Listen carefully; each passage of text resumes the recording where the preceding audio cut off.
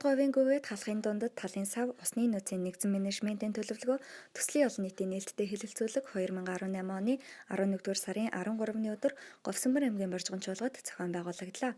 Хэлэлцүүлэгт Говьсөнбөр аймгийн Баянтал, Сүмбэр, Шивэ Говьсом, Дундгов аймгийн Цагаан Дэлгэр, Говь Угтаал, Өндөршил, Баян Жаргалан, Гурван сайхан сумдын төрийн болон төрийн бус байгууллага, иргэд малчид, тариалагдчид болон ховийн эвшлийн төлөөллөд оролцлоо. За бид нар өнөөдөр Говьсөнбөр аймгийн Сүмбэр суманд Умард говийн гүгээд халахын дундад талын сав газрын усны нөөцийн нэгдсэн менежментийн төлөвлөгөөний төслийг олон нийтийн хэлэлцүүлгийг зохион байгуулж байна.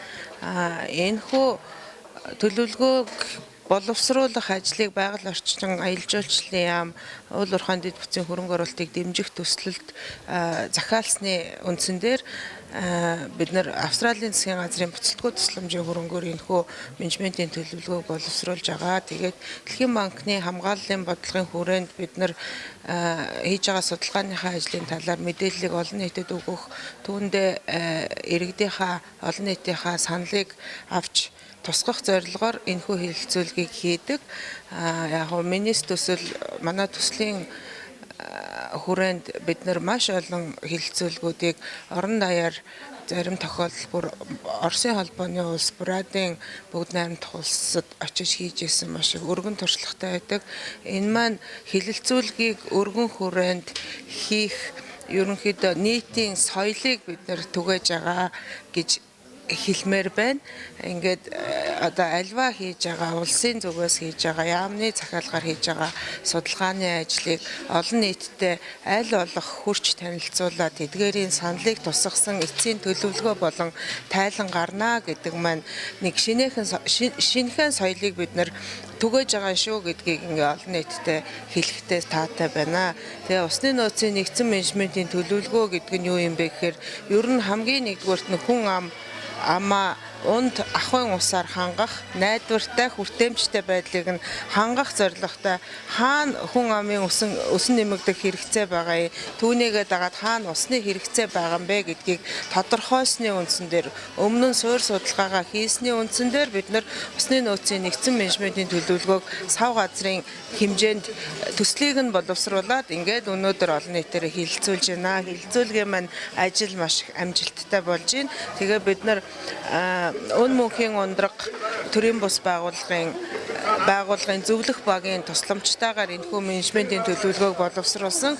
Ингээд эцсийнхаа тайлан хэлэлцүүлгийнхаа үр дүнгуудыг тусгасан тайлангаа бид нар байгаль орчин аялал жуулчлалын яамны сайдын зөвлөлөөр хэлэлцүүлээд ингээд эцэстэн батлуулахаар энэ ондоо багтаад батлуулахаар бид нар төлөвлөд ажиллаж байна. За энэ өдрийн үйл ажиллагаа энэ Умард талын төслийн менежментийн үйл ажиллагаанд оролцож байгаагийн хувьд би баяртай байна. За энэ төслийн үйл ажиллагааны зохион байгуулалтын үйл ажиллагаа нэлээд зохицтой тодорхой явагдаж байна. За энэ дээр хүн болгоны санал хүсэлтэнд би өөрийнхөө санаа бодлоосоо бас бодсныгоо ярьлаа. Тэгэхээр энэ нутаг усны хувьд бол дээр үеэс ус илбэгтэй байсныг бас гадралдрын хувьд санаагаа хэлсэн. Тэгээ энэ усан хангамжийг сайн хамгаалж, сайн хэрэглэхтэй одоо зөв ашиглах нь зүйтэй юм болов уу гэж миний хувьд бодож байгаа юм.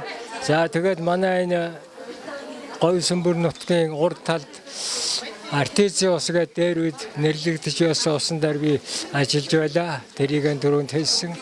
Тэр бол одоо энэ хөрөн тухайн ангирт нэг 6-7 метрийн хавьяас ус нь ориглоод колонко өрөөмөнд ажиллаж байхад дийлдэхгүй нүүж байсан байгаа юм.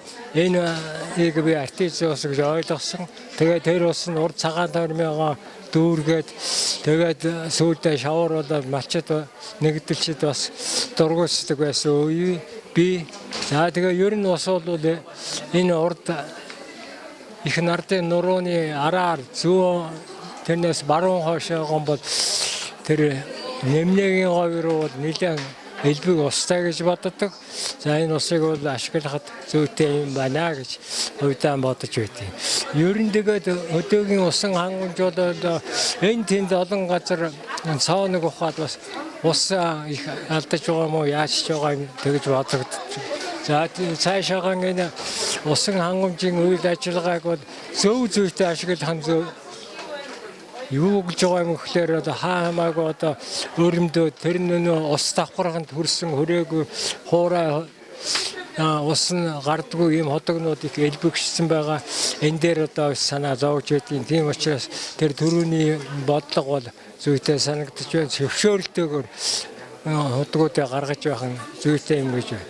Бэлчээрийн усан хангамж бол бас их хэрэгтэй гэж бодож байна. Яагаад гэвэл ашиглахгүй бэлчээрт мал аж ахуй очихгүй цаас ороосоо ус байхгүй байна гэж ингээд одоо ч гэсэн ярьж байна малчид.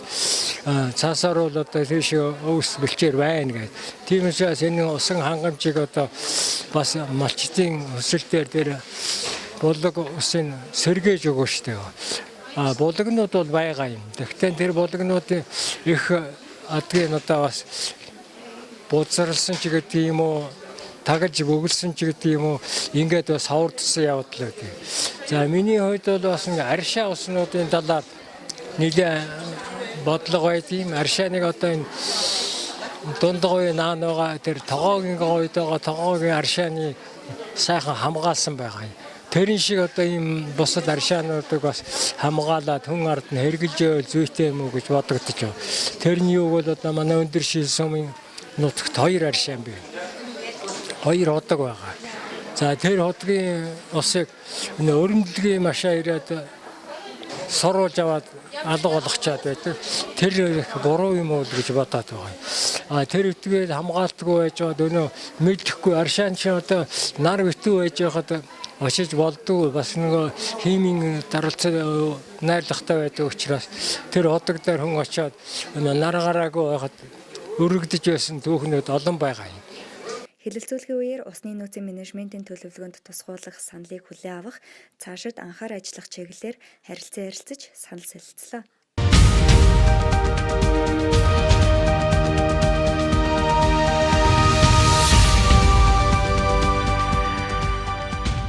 Эрчим хүчний зохицуулах хорооны 2018 оны 10 дугаар сарын 25-ны өдрийн 318 дугаар тогтоолоор төв баруун зүүн өмнөд бүсийн нэгдсэн сүлжээнд холбогдсон 10,000-аас дээш хүн амтай аймгийн төв болон сумын гэр хорооллын бүсэд орших 2 тарифт тоолууртай өрхийн шөнийн цагт хэрэгэлсэн цахилгааны тарифыг 2018 оны 11-р сарын 1-ээс 2019 оны 4-р сарын 1-ний өдөр хүртэлх хугацаанд 50%-аар хөнгөлж эхэлсэн байна.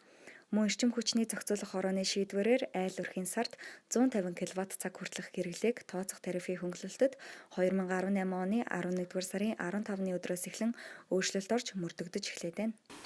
Эрчим хүчний зохицуулах хорооны 2018 оны 10 сарын 25-ны өдрийн 315 дахь тогтоолоор төв зүүн өмнөд бүсийн эрчим хүчний системд холбогдсон айл өрхийн 150 кВт хүртэлх хэрэглээний тариф 2018 оны 11-р сарын 15-ны өдрөөс эхлээд өөрчлөлт орж байгаа. За энэтэй холбоотойгоор ард иргэд маань тарифтай тоолуур шилжиж, тарифа хөнгөлүүлж тооцох боломжтой юм аа. За эрчим хүчний зохицуулах хорооны 2018 оны 10-р сарын 25-ны өдрийн 318 дугаар тогтоолоор гэр хорооллын айл өрхийн шөнийн тарифад хөнгөлөлт үзүүлэх журам гарсантай холбогдуулаад манай цэцэрлэгийн төгсөлчийн салбар маань 2018 оны 11 сарын 1-ээс 2019 оны 4-р сарын 1 хүртэл гэр хороолд оршдог тарифтай тоолбортой хэрэглэгчийн шөнийн тарифад 50% хөнгөлөлт оруулахаар эхэлсэн байгаа. Энэтэй холбоотой ард иргэд маань 2 тарифтай тоолбортой хэрэглэгч цэцэрлэгийн төгсөлчийн салбарт ирж гэрээгээ шинжилээд хөнгөлөлтөнд хамрагдах боломжтой. За гэр хороолт байдаг тарифтай тоолууртай хэрэглэгчид маань мөн цахилгааны аюулгүй байдлаа хангах ёстой.